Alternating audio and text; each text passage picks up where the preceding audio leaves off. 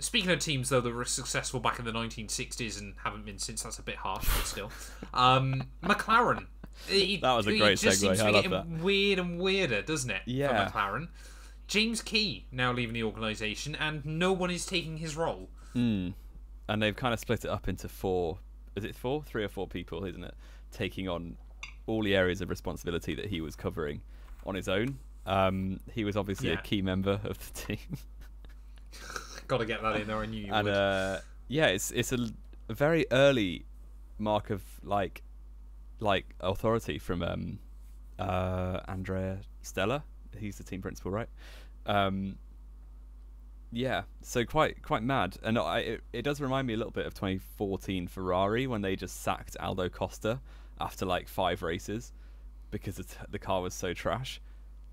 Did you know that Ferrari was the only Formula 1 car to oversteer and understeer? I've never seen that tweet in my life. I'm so glad you shared that. No, I don't see it every other week as well. I think there genuinely should be a rule now. If you post that clip on Twitter, you should get banned. Yeah, come on, Elon, sort us out. It's a very major step to make, and it makes me think that potentially the problems with the car are a little deeper than they first feared, because they thought it was just a Bahrain thing, but then we got to Saudi and they're still trash. So not looking good for McLaren fans right now. I mean, it's their worst start to a season since 2017.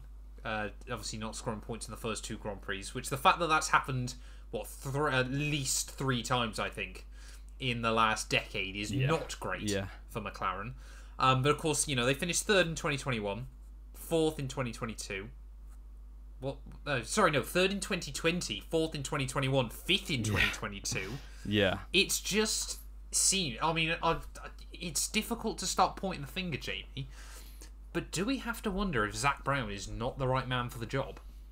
Well, eventually, you keep making personnel changes and nothing happens, and you do look at the management. And, I mean, I like the guy. He certainly seems to have done a good job, certainly since taking over from Ron Dennis. Like, the trajectory was definitely upwards for a bit. But it's 4 years? Couldn't go much further down, though. No, exactly. It is 4 years of regression now, basically.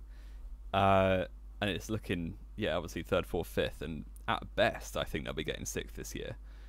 Because obviously you've got the big 4, plus I reckon Alpine will get enough Alpine to finish are looking 5th. consistent enough. Yeah. So, at best, you're looking at 5th. If it stays at 6th, if it stays as it is now, you're looking at 8th or 9th, really.